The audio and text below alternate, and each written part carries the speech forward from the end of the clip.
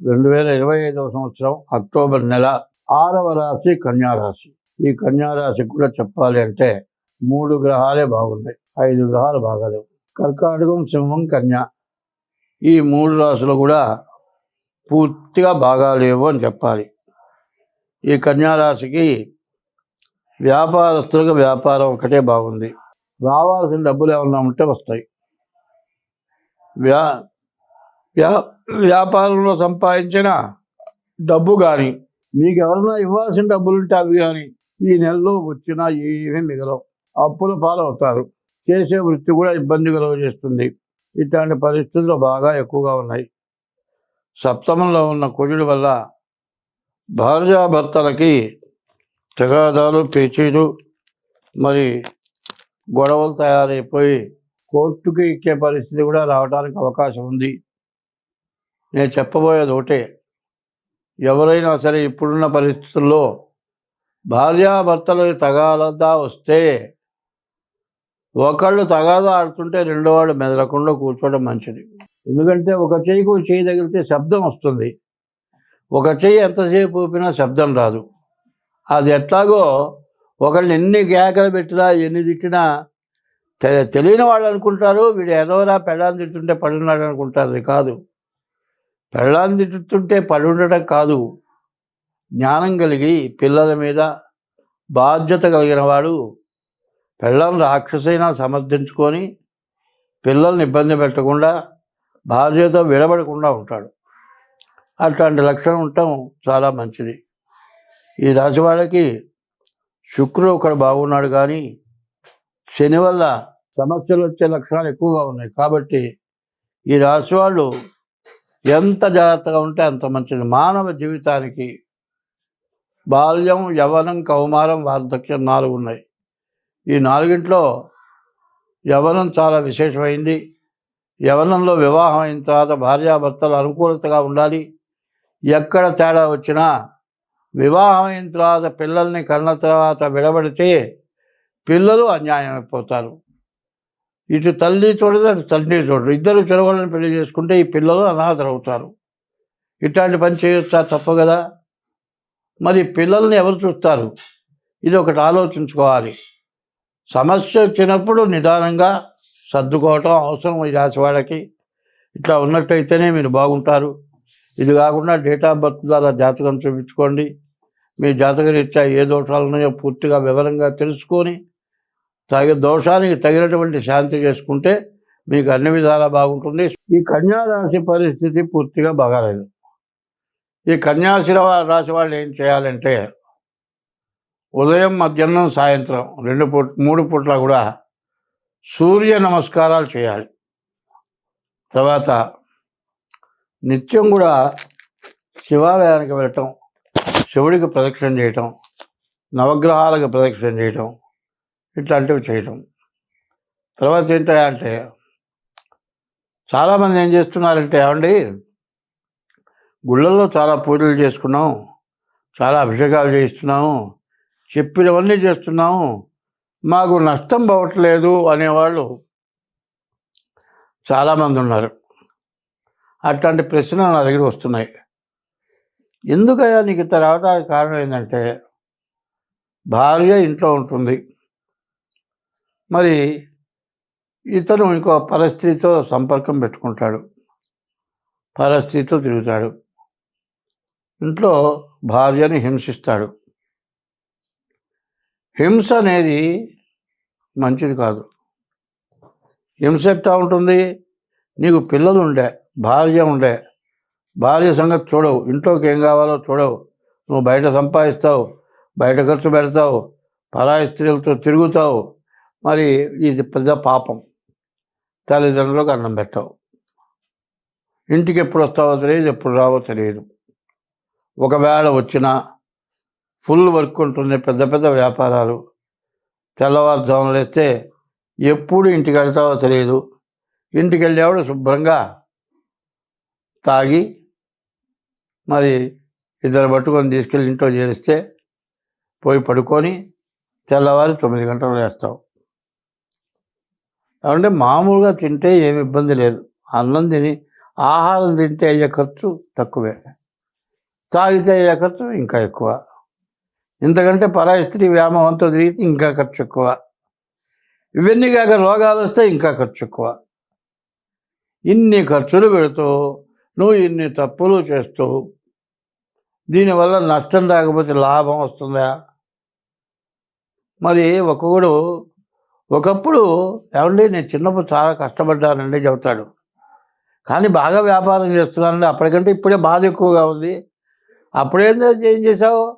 ఏ పచ్చిమిరపకాయల కారం వేసుకొని తిన్నావు, శుభ్రంగా పని చేసావు, తిరిగావు. ఇప్పుడు ఏం చేస్తున్నావు? హోటల్లోకి పోతున్నావు, ఆర్డర్లు ఇస్తున్నావు, తింటున్నావు, అందులో ఏమొస్తున్నాయో తెలియదు.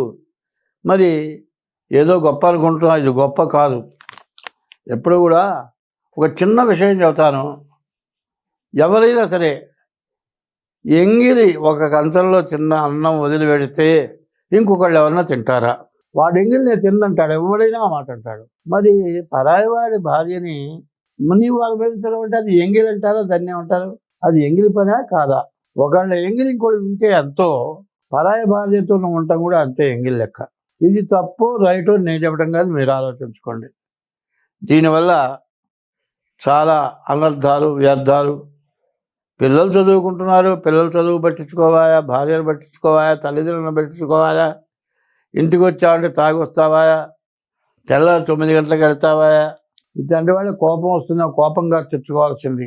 తర్వాత ఏమనుకుంటాడు, ఏదో పని చేస్తున్నా నేను, ఆ మత్తులో పడిపోయి తెల్లవారు లేచిన తర్వాత 7 గంటలకు పోవాల్సిన వాడు 12 గంటలు వేస్తాడు. అప్పుడే పని కాదు, చేసే పని పాడైపోతుంది, గుమస్తాలు సక్రమంగా చేయరు. ఇట్లాంటి ఇబ్బందులు పడుతున్న వాళ్ళు ఎంతోమంది ఉన్నారు. కాబట్టి నేను చెప్పేది మంచి, అది మాత్రం గుర్తుపెట్టుకోండి. ఎవరిని విమర్శించడం కాదు, అటువంటి పద్ధతులు మీకు నష్టం వస్తుందని చెప్పటం, అంతకంటే ఏం లేదు. ఏమండి, బర్రె ఆవు గడ్డి తింటుందండి, మనం గడ్డి తినలేముగా, అది కూడా ఆహారమే. వాళ్ళు ఏం చేస్తున్నారు, షుగర్ వచ్చిన వాళ్ళు పచ్చి జొన్న ఆకులు తీసుకొచ్చి, జొన్న మొక్కలు తెచ్చి శుభ్రంగా దాన్ని బాగా జ్యూస్ చేసి తాగమంటున్నారు. వాళ్ళ పరిస్థితి మనకి అట్లా ఎందుకు వచ్చింది? మన వ్యవహారం, మన ప్రవర్తన బాగా లేకపోవటం వస్తుంది. నన్ను మాత్రం ఎక్కడ నా మీద చెడుగా మాత్రం ఆలోచించద్దు. మీ తల్లిదండ్రులు చూస్తే మీకు కొంచెం ఇబ్బందిగా ఉంటుందేమో, మీ పెద్దవాళ్ళు చూస్తే కొంచెం కోపంగా ఉంటుందేమో, మాబోటి వాళ్ళని చూస్తే మీరు మారుతారేమో అనే ఉద్దేశంతో చెబుతున్నాను. స్వస్తి. ప్రతి రాశి వాళ్ళకి, ప్రతి వ్యక్తికి, ప్రతి జీవరాశికి ఇప్పుడు చాలా కష్టం వచ్చింది. కుక్కలు ఉన్నాయండి, అవి బజార్లో ఉంటాయి, ఎవరన్నా పెట్టిన తిని పడి ఉంటాయి. ఈ వరదలకి అవి కూడా బతకలేకుండా పోయినాయి. జీవరాశుల్లో తేళ్ళు ఉన్నాయి, పాములు ఉన్నాయి. అసలు చెప్పాలి అంటే భూమి లోపల 21 లక్షల జీవరాశులు ఉన్నాయి, భూమి పైన 21 లక్షల జీవరాశులు ఉన్నాయి, ఆకాశంలో 21 లక్షల జీవరాశులు ఉన్నాయి, సముద్రంలో 21 లక్షల జీవరాశులు. భూమి లోపల, భూమి పైన, ఆకాశంలో, సముద్రంలో, ఈ 4 రకాలు, 21 84 లక్షల జీవరాశులు. ఈ 84 లక్షల జీవరాశులు కూడా ఇవాళ బాధపడని జీవరాశి అంటూ ఏదీ లేదు. ఇంత కష్టం ఎందుకు వచ్చింది? ఎవరికి వాళ్ళు బాధలు వచ్చినాయి, ఏ రకంగా బయటపడతాం? రోజు కూలికి పోయేవాడికి 2 నెలల నుంచే వర్షాలు, కూలి పని చేసుకుంటానికి లేదు, ఏ పని చేసుకుంటానికైనా ఇబ్బందే, ఎక్కడికి పోవటానికైనా ఇబ్బందే. మరి ఏమీ జరగట్లేదు. దాదాపుగా ఏ వృత్తి చేసేవాళ్ళకైనా వాళ్ళకు ఎప్పుడు వచ్చేదానికంటే 1/4 కూడా రావడం చాలా కష్టమైపోయింది. కొంతమందికి అసలు ఆదాయమే లేదు, తినడానికి తిండి లేదు, పస్తులు పడుకునే పరిస్థితి వచ్చింది. నీళ్లలో మునిగిపోయి, నీళ్లలో కొట్టుకుపోయి, వరదల వల్ల చచ్చిపోయి ఎన్నో బాధలు పడ్డారు. ఇన్ని బాధలు ఎందుకు వచ్చినాయి? నువ్వు చేశానా, నేను చేశానా, ఎవరు చేశారు అని ఆలోచించుకోవాలి. ఇదంతా చేసింది మనమే. నీరు పళ్ళ మెరుగు నిజము దేవుడు ఎరుగు అన్నారు. పళ్ళల్లో ఇల్లు కట్టావండి, నీళ్ళు పోకుండా ఆపావు, ఆ నీళ్ళు బ్లాక్ అయిపోయినాయా?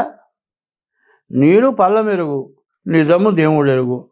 నువ్వు నిజం చెబితే మాత్రం నువ్వు నిజం చెప్పావో అబద్ధం చెప్పావో దేవుడికి తెలుసు. అబద్ధం చెబితే దేవుడు స్వీకరించాడు, నిజం చెబితే దేవుడు స్వీకరిస్తాడు. ఇది ఎందుకు ఇట్లా వచ్చింది, ఎందుకు ఇట్లా వచ్చింది అనే దాన్ని కొంచెం 2 ముక్కల్లో చెబుతాను, ఆలకించండి. కుక్కలు ఉన్నాయి, బరగొడ్లు ఉన్నాయి, రకరకాలైన జీవరాశులు ఉన్నాయి. వాటికి సంభోగం చేయటానికి, సంతానం ఉత్పత్తి కలగటానికి దానికి కొంత టైం ఇచ్చారు. ఆ టైంలోనే ఆ జీవరాశులు కలుస్తున్నాయి. మిగతా టైంలో ఆ జీవరాశులు ఆడ జీవరాశికి మగ జీవరాశి ఆడ జీవరాశి జోలికి పోవటం లేదు, మనం చూస్తున్నాం. చిత్తగార్తెల్లో కుక్కలు అంటారు.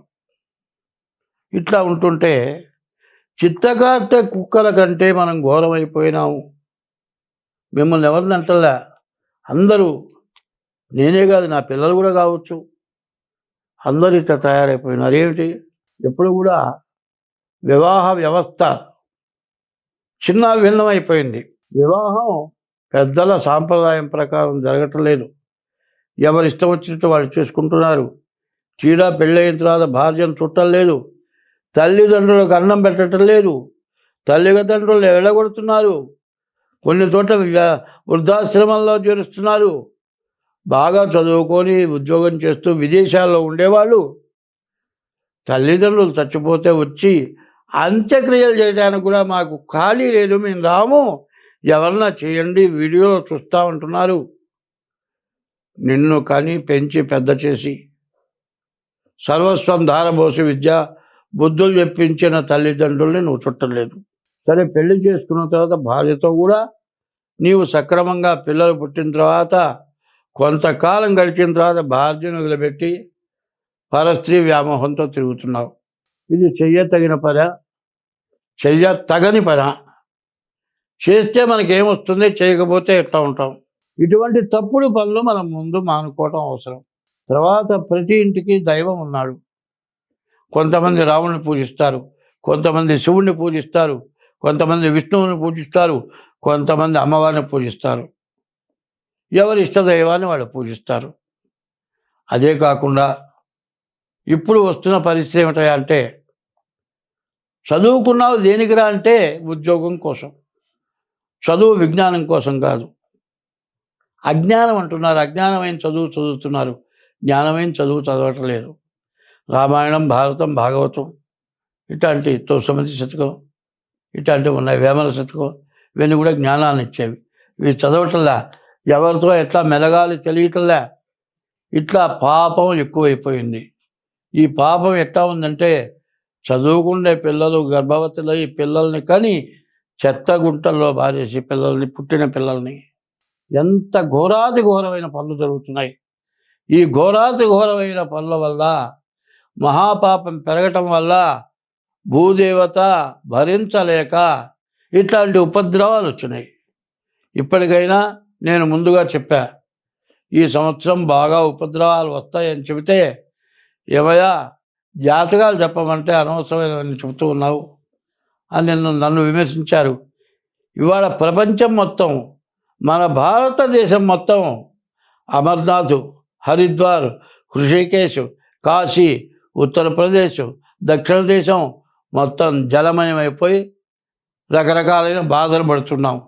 ఇప్పటికైనా మనం చేరుకోవాలా, మనం బాగుండాలా, మనం బతకాలా, మన పిల్ల జల్లా బతకాలా, మన ఇల్లు వాకిళ్ళు ఉండాలా అనే కోరిక ఎవరికైనా ఉంటే మీ ఇష్టదైవాన్ని పూజించండి, తల్లిదండ్రులకు అన్నం పెట్టండి, తల్లిదండ్రులను హింసించబాకండి, పరస్త్రీ వ్యామోహంతో భార్యని బాధ పెట్టబాకండి. ఇవన్నీ మానేసి నీ ఇష్టదైవాన్ని పూజించండి. ఎప్పుడు కూడా జీవితమున సగభాగంబు నిద్దురకే సరిపోవు, మిగిలిన ఆ సగభాగంబు చిత్తశుద్ధి లేకపోవు. అతి నిద్రాలోలుడు తెలివిలేని మూర్ఖుడు, పరమార్థం కానలేక నిద్రతో చెడతాడు. 12 గంటలు మెరుగుతూ ఉంటే 12 గంటలు పనిచేస్తున్నావు, 12 గంటలు నిద్రపోతున్నావు. ఈ 12 గంటలు రాత్రిపూట స్త్రీ వ్యామోహంతో ఉంటున్నావు. తెల్లవారు నిద్రలేస్తున్నావు. ప్రశాంతత కావాలి. ఆవేదన ఎక్కువ, బాధలు ఎక్కువ, ఏం చేయాలో అర్థం కావట్లేదు. మరి తన వృత్తిలో ఏమీ సాగటం లేదు. తలకాయ నొప్పి, కోపం ఎక్కువ వస్తోంది, ప్రశాంతత లేకుండా పోయింది. ప్రశాంతత లేకుండా అశాంతి ఎక్కువై శాంతి లేక బాధపడుతూ ఉన్నారు. అందరం శాంతిగా ఉండాలి, అన్ని జీవరాశులు బాగుండాలంటే ఇష్టదైవాన్ని పూజించండి. ఎప్పుడు కూడా ఒక మంత్రం, ఓం నమ శివాయ, ఓం నమో భగవతే నారాయణాయ, ఇట్లా శ్రీరామ రామ రామ, ఇట్లా మంత్రాలు ఉన్నాయి. ఇవన్నీ కూడా ఖాళీ టైంలో కూర్చొని సెల్ పట్టుకొని చూడటం కాదు కావాల్సింది. సెల్ వచ్చింది ఎందుకయా అంటే చూడరానివన్నీ చూడటానికి.